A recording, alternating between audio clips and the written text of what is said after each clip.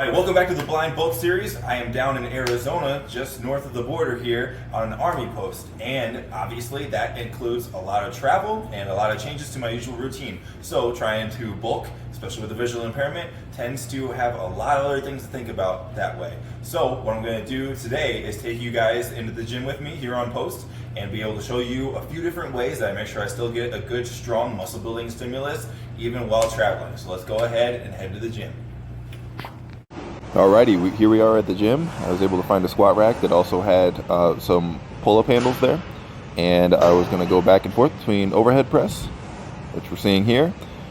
5 reps at 165 strict press on minute 1.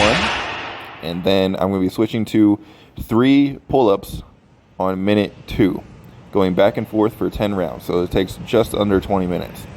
And the reason I'm doing it this way is because it's something that I don't have to think about very much, and I wanted to get a little bit of pull-up work in, start reintroducing that at this higher body weight, as well as be able to get a big volume PR on my overhead press. I've been working up on 10 sets of 5 for a while now, and I really wanted to get up to 165 for 10 sets of 5. So I went every 2 minutes and decided to put the pull-ups in between there as well.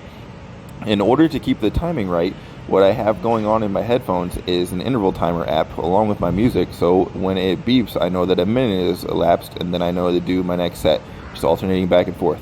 The interval timer app is a really great way to keep track of your rest times and know when to go without being able to see a clock. So that comes in handy a lot. So here was set 1 of 10 total sets, and then I moved on to my accessories. Okay, back in the gym, didn't really do a lot of recording because I was in a zone and didn't want to bother my fiance either. So what I did was hit some accessories on my arms and for my shoulders. And I also did a little bit of back work as well. Kept it nice and simple, not super sets, nothing like that, but I found a couple different intensity techniques that I just naturally did in order to push myself really hard. I think you can use really well as a blind person as well. So for my shoulder raises, what I did is I did a warm-up set where I did 10 really good total range of motion dumbbell raises, and then I did 20 partials where I just come halfway up, keeping the tension on the delts. And especially after you're pre-fatigued, those can really add up, or if you go really heavy, which I did later. And then I held out halfway and held that for 30 seconds. That was my warm-up set with the 20s. Then I took a minute, reset to a different song, and then went up to the 30s. And I did 10 really good controlled lat raises, so I was pretty darn tired after that already. And then I did 20 partials.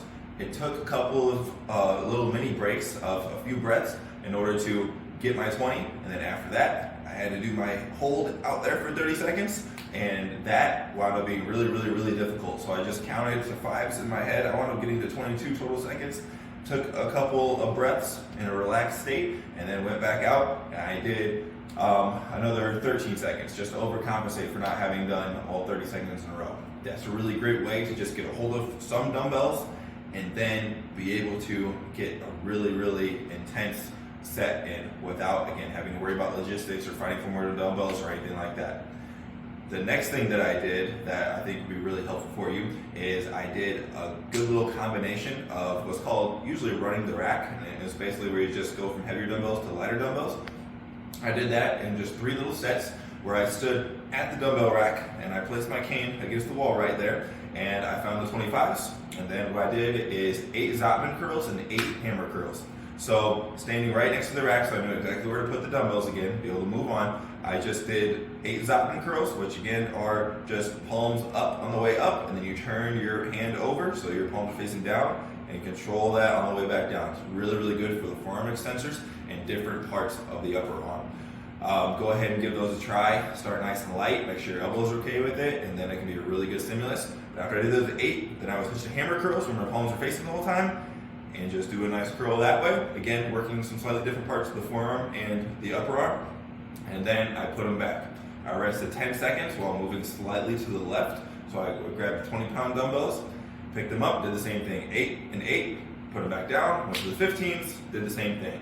And then that was it. 10s would have been probably a little bit too easy, and I got a really good stimulus with just the 25s, 20s, and 15s.